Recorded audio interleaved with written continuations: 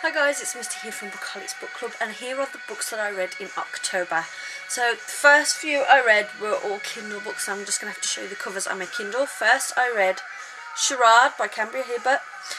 This is the second book in the Heaven and Hell series, and this book is so fucking good. I gave it 4 out of 5, but Masquerade is the first book and I liked that, so I was kind of expecting the same thing for Charade, but then quite early in there's quite a big bombshell and I was just hooked all the way through. It was a great book. Then next I read Between, which is by the same author. This is actually a short story that goes between book 1 and book 2 in the Heaven and Hell series, so I did read them out of order, but I just I wasn't ready to get out of that world, so I read this and I gave this 4 out of 5 also. This follows, I won't tell you too much, it follows a character that we're introduced to in book 2 at the end of book 1 as well, so I don't want to tell you about it, but it was good as well. And then next I read Bewitched, which is another short story that goes between books 2 and 3, Tirade, which isn't out yet. This is called Bewitched.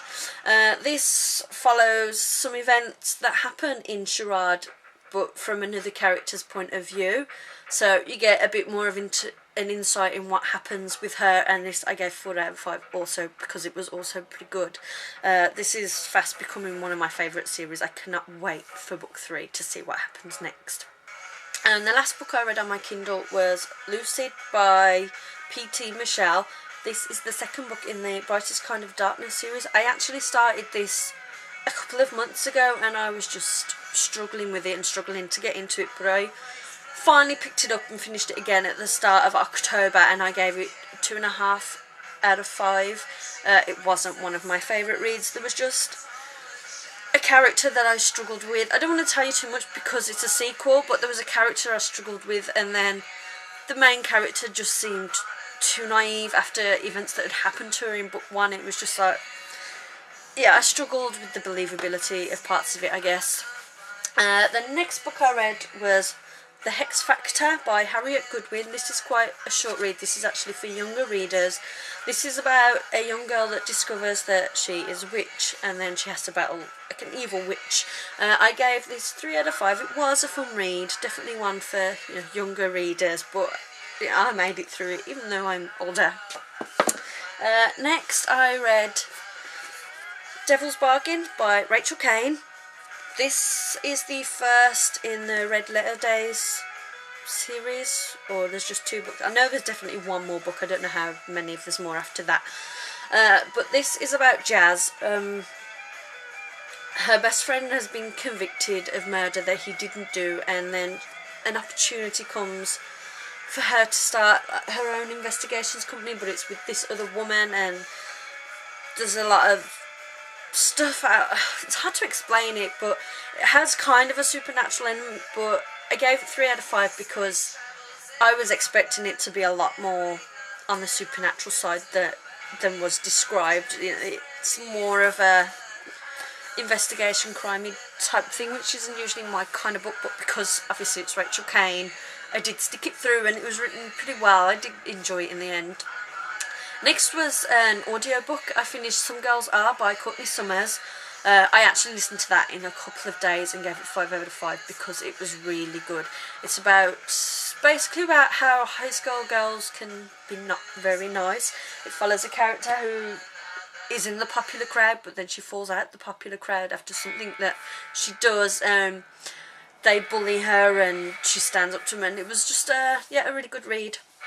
Next I read Blood Red Road by Moira Young, and I also read book 2 Rebel Heart by Moira Young. These are the first 2 books in the Dustlands series. This is about a girl. This is set in a post-apocalyptic future. We don't know what's happened, but there's no electricity or gas. Everyone lives a lot differently. Then her brother is kidnapped by the Tauntaun, which are kind of like police, but not very nice ones. So she goes after searching for her brother to try and rescue him, and then I won't tell you about Rebel Heart because that's the second book. But these, I think I gave these 4 out of 5 both each. They were pretty good books. I did struggle to get into the first one a bit, just because the way that it's written, it's just not something that I'm used to. It's written in her accent, which I had to try to figure out in my head so I could get into it properly, knowing how she speaks. There's no quotation marks either for speech, it's all just in there. It was a bit confusing, but then once I got into it, you know, I didn't even notice it anymore. So yeah, I enjoyed those. Next I read Rage Within by Jean Roberts. This is the second book to Dark Inside. I guess it's a trilogy. I know there's another one, I'm not sure. But I really enjoyed Dark Inside when I read that, so I've been looking forward to reading book 2.